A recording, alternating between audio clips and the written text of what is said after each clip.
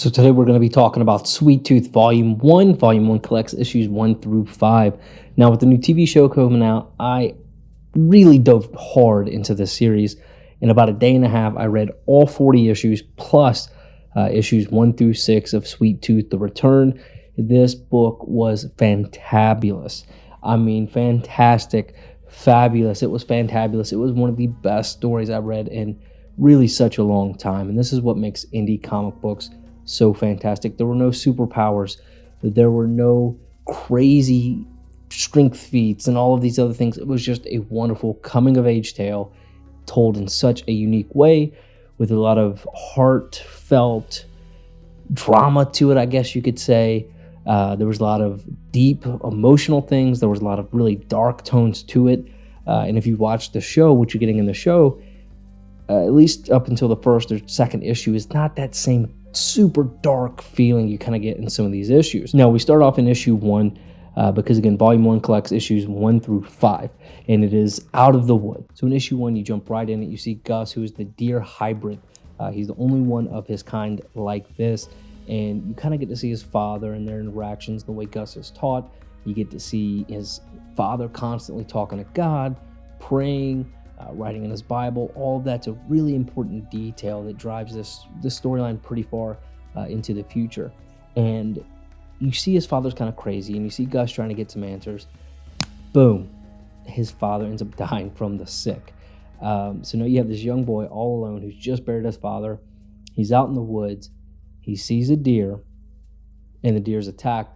And now these hunters who come hunting for hybrids or want to kill hybrids are attacking him.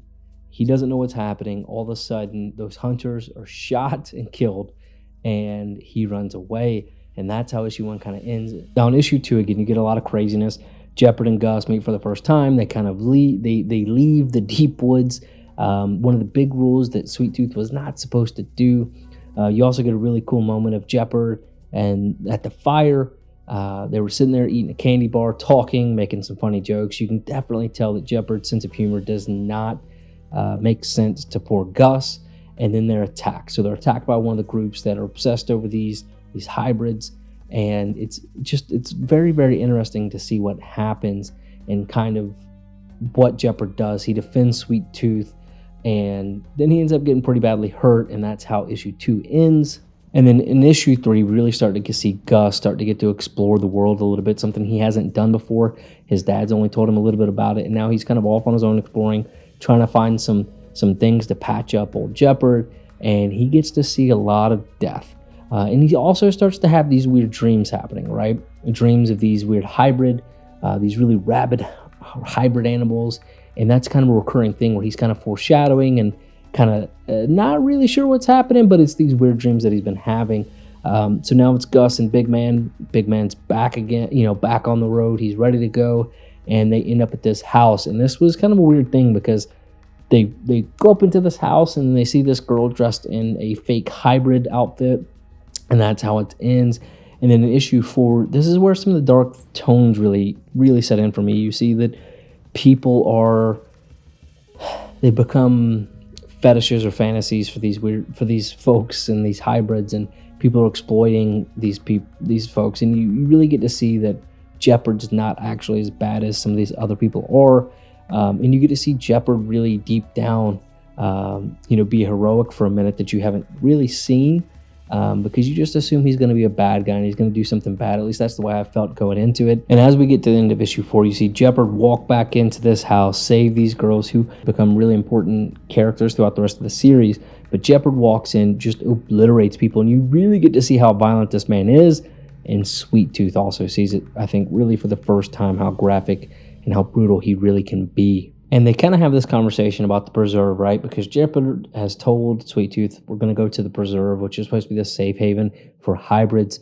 And they're sitting on the back of this horse, and they have this really sweet moment where, poor Gus, he goes, Jeopard, I know you hurt those bad men, and I know I've seen a lot of these things, but I don't think you're a bad man. I think you're a good person. And you can see in the art, the shots on the eyes, that hit Jeopard hard. That hit him right in the heart. You can see that was really, really something for him.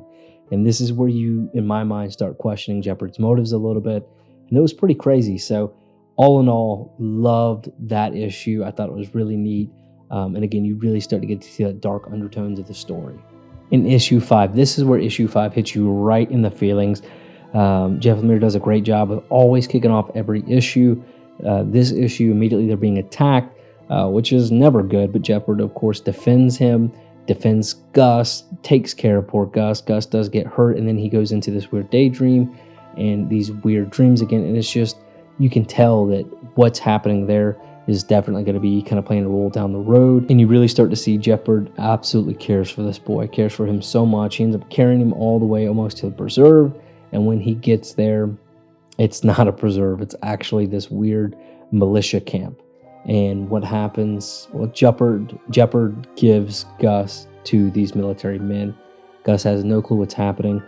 They just take him. Gus is crying. Jeopard is clearly torn up about it. And the militiamen give Jeopard an orange bag, said, here's your deal. This is our deal we had.